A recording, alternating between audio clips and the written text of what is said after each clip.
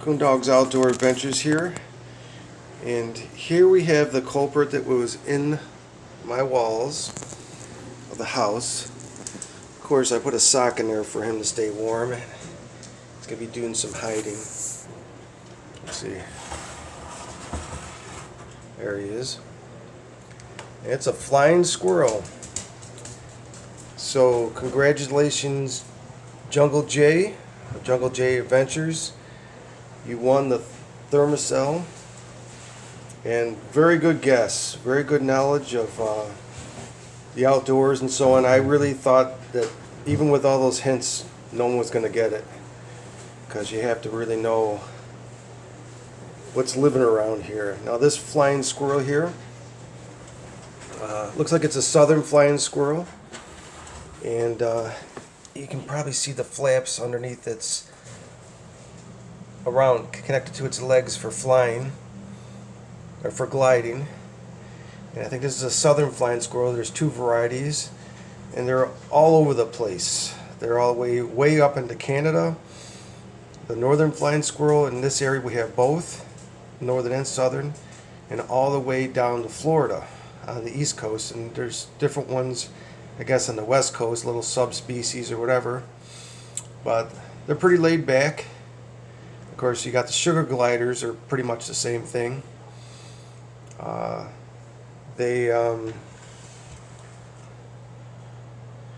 It's very slow moving. It's smaller than a red squirrel. Here's my hand.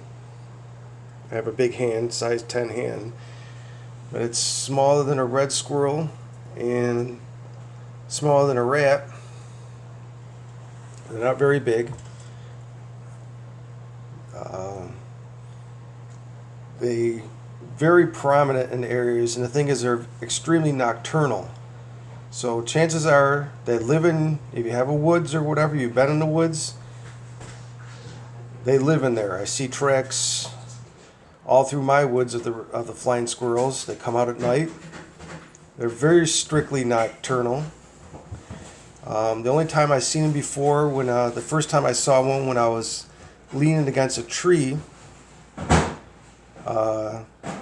next to my tent, and it came out a hole just above my head, and I heard a noise, and I shined a flashlight up there, and there was a flying squirrel, and I was excited. I was very young then, my early 20s, the first time I saw one.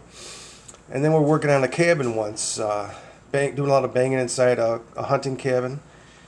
And my friend comes in and says, "Joe, what are these things?" So I come outside and look, and there's 3 flying squirrels hanging on the side. They're not afraid of people, so you can go right up to them, basically. And this is the 3rd time I've ever seen one. But it was one of my guesses. I was putting my money down and there was a rat in the house. But what I do with this one, because I can't let him go outside. He'll get right back in the house, maybe chew the wires or burn the house down. So what I'm going to do, I might give him to a local shelter and make sure they're going to do the right thing with him. And I can't take him and let him go in another area, because they store their food up for the winter. He already has his food stored up for the winter. If you let him go another, they starve. Like, people take the squirrels with the have-heart traps, and they trap them or release them somewhere else. That's one of the worst things you can do, especially in the fall or whatever. If you're going to trap and release squirrels, you have to do it at a time where they don't have food stored up for the winter. And then the squirrels have to fight for territories, even if they're not storing up food for winter, trying to survive. So, but you see this flat tail there? He's trying to scrunch up and get warm underneath that wool sock I put in there. Puts the tail over him to keep warm. But they're pretty cool creatures. A flying squirrel.